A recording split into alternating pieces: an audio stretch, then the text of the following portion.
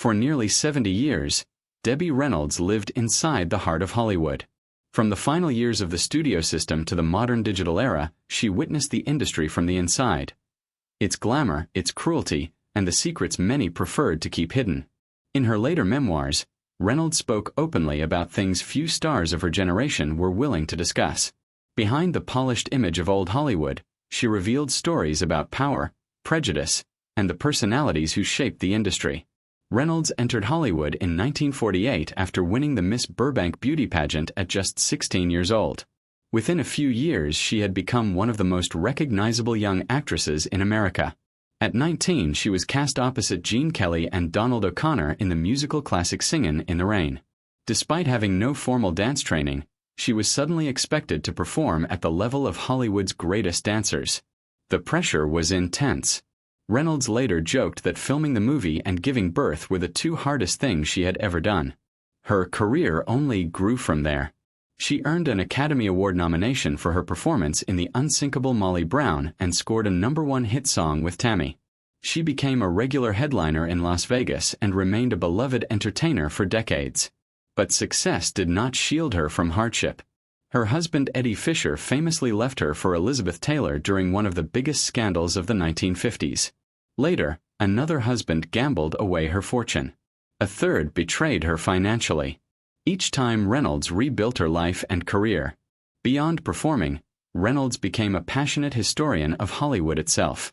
She spent decades collecting costumes and memorabilia from classic films, eventually amassing more than 4,000 pieces. She hoped to build a museum that would preserve Hollywood history for future generations. But the Academy of Motion Picture Arts and Sciences repeatedly refused to support the project. Even so, Reynolds never stopped documenting what she had witnessed. In her memoirs, Debbie, My Life, Unsinkable, and Make 'Em Laugh, she wrote candidly about the industry's most famous figures.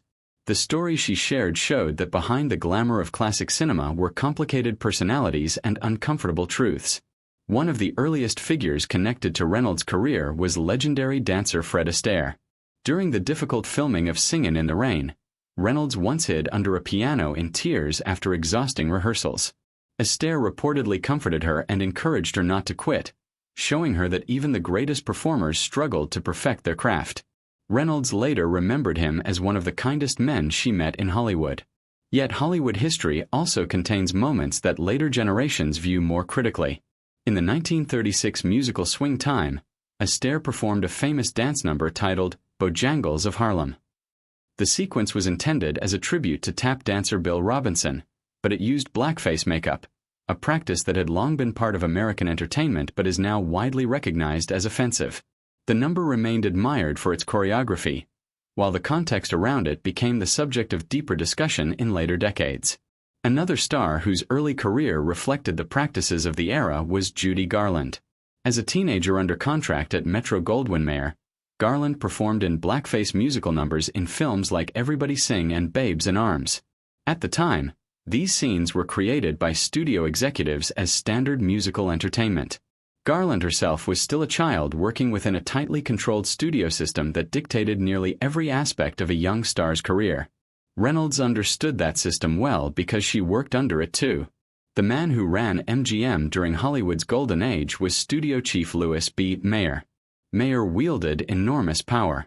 He decided which films would be made, which actors would star in them, and what image the studio would project to audiences. Under his leadership, MGM became famous for its slogan, "More stars than there are in heaven." Yet critics later noted that the industry at that time often limited opportunities for black performers and other minorities. For example, singer and actress Lena Horne was signed to MGM but frequently appeared only in musical segments that could easily be cut from films when they were shown in segregated Southern theaters. This practice reflected the realities of American segregation during that era, where studios often altered films to satisfy local distributors. Hollywood's politics also became turbulent during the late 1940s and 1950s. Actor Gary Cooper was among the many figures involved with the Motion Picture Alliance for the Preservation of American Ideals, a group that supported investigations by the House Un-American Activities Committee. These investigations led to the Hollywood blacklist, which prevented many writers, directors, and actors from working due to suspected political affiliations. The period remains one of the most controversial chapters in American entertainment history. Another figure connected to the alliance was character actor Ward Bond, a frequent collaborator and friend of John Wayne. Bond appeared in more than 200 films and later starred in the television series Wagon Train. Historians often describe him as one of the alliance's most vocal supporters during the Blacklist era. Hollywood legends also carried complicated personal reputations. Spencer Tracy, one of MGM's biggest stars, won 2 consecutive Academy Awards and was widely respected for his performances in films such as Judgment at Nuremberg and Guess Who's Coming to Dinner. Yet colleagues sometimes described him as a troubled man who struggled with alcoholism and personal conflicts behind the scenes. Later generations also debated the political evolution of actor Charlton Heston. Early in his career, he supported the civil rights movement and even participated in the historic March on Washington alongside Martin Luther King Jr. Decades later, he became president of the National Rifle Association and a prominent political activist, positions that sparked intense debate about his legacy and views. Finally, Reynolds often reflected on the enormous cultural influence of Clark Gable and the epic film Gone with the Wind. Released in 1939, the movie became one of the most successful films in cinema history. However, modern audiences and historians have increasingly discussed how the film portrays the American South and the era of slavery. Actress Hattie McDaniel made history by becoming the first black performer to win an Academy Award for her role in the film, though segregation at the time meant she was seated separately at the ceremony. For Reynolds, these contradictions defined the Hollywood she knew. The industry produced extraordinary entertainment that inspired millions around the world. At the same time, it reflected the social attitudes and power structures of its era, some of which later generations would question and reassess. By the time Reynolds wrote her memoirs, she had outlived many of the legends who once dominated the screen. She had survived personal scandals, financial ruin, and an industry that often discarded actresses once they aged. Yet she remained one of the last living links to Hollywood's golden age. In the end, Reynolds believed that preserving history meant telling the full story, both the triumphs and the uncomfortable truths. The stars of old Hollywood created films that remain beloved classics. But behind the glamour were real people shaped by the culture and conflicts of their time.